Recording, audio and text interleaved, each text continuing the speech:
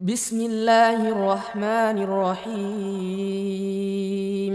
دوسری طرف اللہ تعالیٰ نے یہ بھی بیان کر دیا کہ اللہ نے اپنی طرف سے اس کی کوئی کمی نہیں رکھی، رسولوں کو بھیجا، کتابیں اتاری، شریعت دی، اور ہر قوم کے لیے اللہ تعالیٰ نے قانون اور طریقہ مقرر کیا ہے۔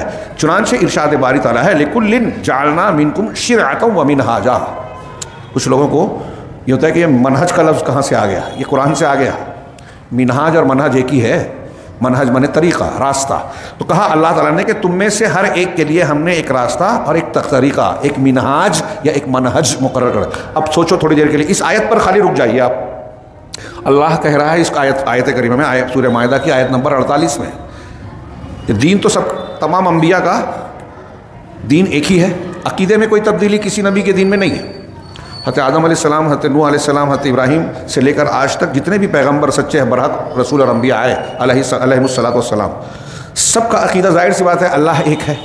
اللہ کی عظمت، کبریائی، توحید، فرشتوں پر ایمان، فرشتے ہمیشہ سے مطلب انسان جب سے آئے رہے، اس کے علاوہ جنت و جہنم کا معاملہ ہو، مرنے کے بعد کا معاملہ ہو، رسولوں اور کتابوں کا معاملہ ہو، تو عقائد اور ایمانیات سے متعلق جو چیزیں ہیں اس میں تبدیلی کا سوال ہی پیدا نہیں ہوتا۔ لیکن احکام میں سوال پیدا ہوتا ہے، وقت اور حالات کے تقاضے ہوتے ہیں۔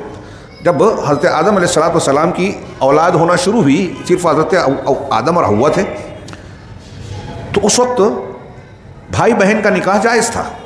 کہتے ہیں کہ حابیل قابیل کا جھگڑا یہی تھا، اس وقت بھی یہ حکم تھا کہ اللہ تعالیٰ شروع میں جوڑے ہوئے بچے پیدا کرتا تھا، ایک لڑکا اور ایک لڑکی۔ تو حابیل کے ساتھ ایک لڑکی پیدا ہوئی، قابیل کے ساتھ ایک لڑکی پیدا ہوئی۔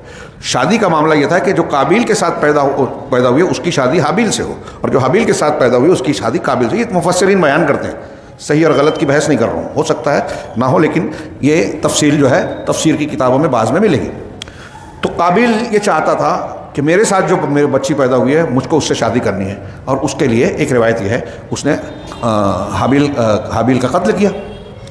تو اس وقت چاہے یہ شکل ہو یا کوئی دوسری شکل رہی ہو، یہ تو طے ہے کہ اس وقت ایک ضرورت تھی کہ بہنوں سے شادی ہو، ورنہ نسل بڑھتی ہی نہیں، جوڑا بنتا ہی نہیں۔ بعد میں جب خاندان تعلق بن گئے تو اب اللہ رب العالمین نے سگے بھائی بہنوں کو اور کچھ رشتوں کو حرام کیا کہ یہ نکاح نہیں کر سکتے۔ تو اس وقت کی یہ ضرورت تھی، میں نے ایک چیز بیان کی۔ ایسے ہی اور بھی کچھ حالات ہو سکتے ہیں، تو اللہ تبارک و تعالیٰ نے بعض احکام بعض امتوں کو دیا، بعد میں وہ چیز بدل دی، کچھ خاص مسائل اور خاص مصلحت کے۔ اس میں اللہ رب العالمین کے کچھ لوگ کہتے ہیں کہ پہلے حکم دیا اور بعد میں دیا، تو اس کا مطلب اللہ کا علم پہلے کم تھا بعد میں بڑھ گیا کیا؟ اسی لیے بعض منکرین حدیث اور جاہلوں نے ناسخ و منسوخ کو رد کر دیا۔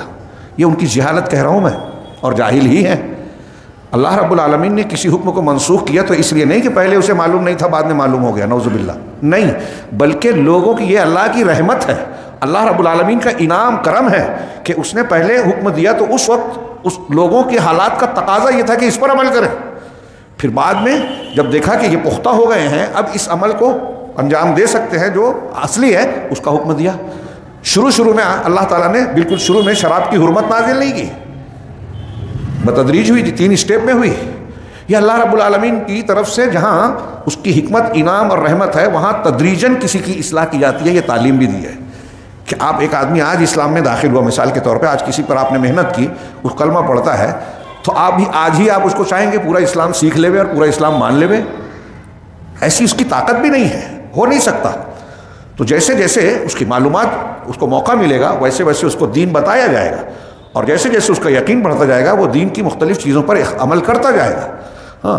شروع میں ان چیزوں کو بتایا جائے گا جو شروع میں ماننا ضروری ہے۔ سب سے پہلے کلمہ توحید، جیسا کہ نبی صلی اللہ علیہ وسلم کی تعلیم اور طریقہ رہا ہے، تو یہ دھیان رکھنا چاہیے۔ تو اللہ نے کہا کہ ہر ایک کے لیے، ہر امت کے لیے ہی ہم نے عبادت کا ایک طریقہ مقرر کیا ہے، جس کے یہ میں آگے بڑھ گیا۔ دوسرا ارشاد ہے ہر امت کے لیے ایک شریعت، ایک راستہ اور طریقہ مقرر کیا ہے۔ دوسرا ارشاد ہے لِكُلِّ أُمَّةٍ جَعَلْنَا مَنسَكًا هُمْ نَاسِكُوهُ فَلَا يُنَازِعَنَّكَ فِي الْأَمْرِ وَادْعُ إِلَىٰ رَبِّكَ إِنَّكَ لَعَلَىٰ هُدًى مُسْتَقِيمٍ۔ ہر امت کے لیے ہی ہم نے عبادت کا ایک طریقہ مقرر کیا ہے جس کے مطابق وہ عبادت کرنے والے ہیں، وہ تجھ سے اس معاملے میں ہرگز جھگڑا نہ کریں، اور تو اپنے رب کی طرف دعوت دے، بے شک تو یقیناً سیدھے راستے پر ہے۔ اللہ نے جو بتایا وہی سیدھا راستہ ہے، اور تو اسی پر قائم رہے۔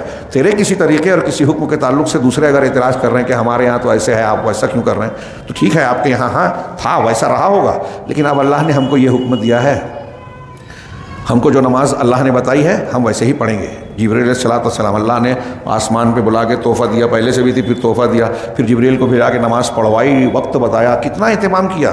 اللہ کے رسول کو جبریل بھیج کے طریقہ نماز بتایا، نبی نے صحابہ کو بتایا، اور ہم کہتے ہیں کہ ارے یہ کرنا ضروری ہے کیا، وہ کرنا ضروری ہے کیا؟ اگر رسول سے ثابت ہے تو کیوں کرنا ضروری کیوں نہیں ہے؟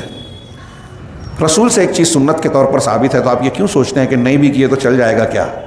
ہاں، پھر کیا کیا چھوڑنا ہے بتا دیجئے تاکہ لوگوں کو کم سے کم ہو جائے۔ اور دوسری طرف آپ کہتے ہیں کہ سنت پر عمل کرنے کی ہم ترغیب دیتے ہیں، اور سنت بتائی جاتی ہے تو کہتے ہیں کہ ہمارا مسلک نہیں ہے۔ تو پھر آپ کا مسلک رسول کے مسلک سے الگ ہے، یہ تو کہہ لے مان لے کم سے کم، وہ بھی نہیں مانتے، نبی کی سنت بھی نہیں مان رہے کہ ہمارے مسلک کے خلاف ہے، اور پھر کہتے ہیں کہ ہم نبی کو ماننے والے ہیں۔ پھر آپ بولیں نہیں نہیں نہیں، نبی کا طریقہ یہ بھی تھا یہ بھی تھا، تو نبی صلی اللہ علیہ وسلم نے الگ الگ طریقوں سے نماز پڑھی نہیں۔ خیر، اللہ تبارک و تعالیٰ آگے معلوم ہوا کہ رہبانیت ایک بدعت تھی جسے اللہ نے مشروع نہیں کیا تھا بلکہ انہوں نے خود اپنی طرف سے ایجاد کر رکھا تھا۔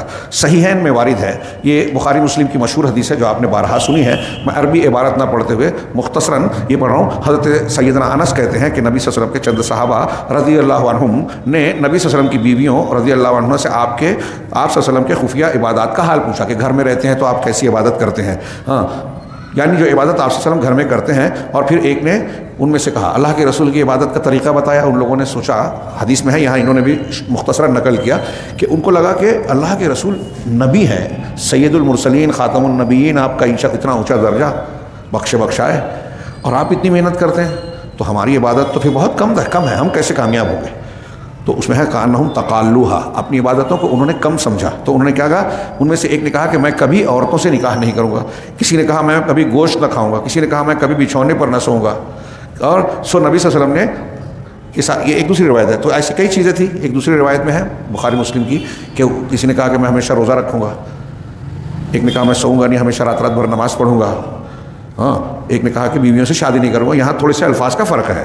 تو جب اللہ کے رسول ہم کو یہ باتیں پتہ چلی تو آپ نے اللہ کی تعریف اور ثنا کی، یعنی خطبہ پڑھا اور فرمایا کیا حال ہے۔ دیکھیے نبی صلی اللہ علیہ وسلم کے صحابہ، ایسی کچھ چیزیں اس زمانے میں بھی آئیں لیکن یہ جزوی تھی، کچھ لوگوں کو خیال آیا، نبی صلی اللہ علیہ وسلم نے اصلاح کی، فوراً درست ہو گئے، بدعت چلی، بدعت نہیں بنی، چلا نہیں معاملہ غلط۔ اب آج کچھ لوگ اگر نئی بدعت کر رہے ہیں، حقی لگا رہے ہیں، خانقاہ میں بیٹھے ہوئے ہیں، نئی عبادتیں مسجدوں میں بورڈ میں لگا رکھی ہیں، ایسی دعائیں جس کا قرآن حدیث میں کہیں دور دور تک وجود نہیں ہے، اور میرے جیسا یا کوئی انسان اگر یہ کہے کہ یہ قرآن حدیث سے ثابت نہیں ہے، یہ بدعت ہے، وہ دعائیں، وہ اذکار، وہ عبادات اختیار کی جائیں جو اللہ کے رسول صلی اللہ علیہ وسلم نے بتائی ہیں، تو لوگ کہتے ہیں دیکھو بلا وجہ اختلاف پھیلا رہا ہے۔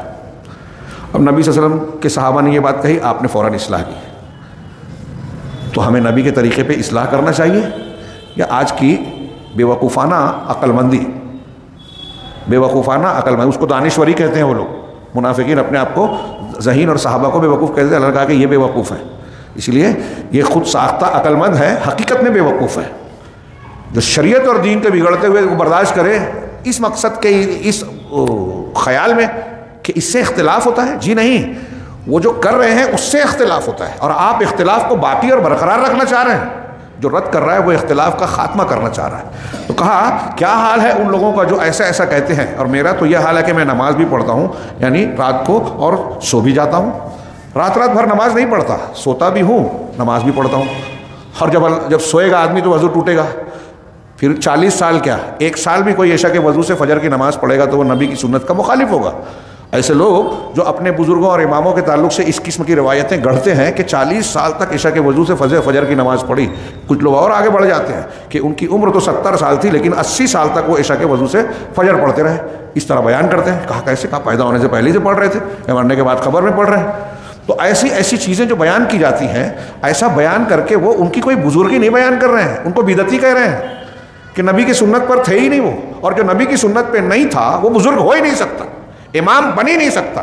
متقیوں کا امام وہ ہوگا جو اللہ کی رسول کی اتباع کرے گا، قل ان کنتم تحبون اللہ فاتبعونی یحببکم اللہ، یہ قرآن کہہ رہا ہے کہ متقیوں کا امام متبع رسول ہوگا، ولی بزرگ امام وہی ہوگا جو اتباع کرتا ہے، جو بدعت کرتا ہے وہ ولی ہو ہی نہیں سکتا، امام دور کی بات ہے۔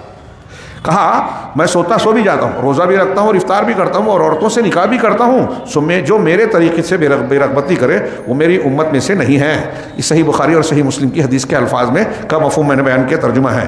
السلام علیکم۔ ویڈیو پسند آنے پر اپنے دوستوں کے ساتھ واٹس ایپ اور سوشل میڈیا پہ ضرور شیئر کریں۔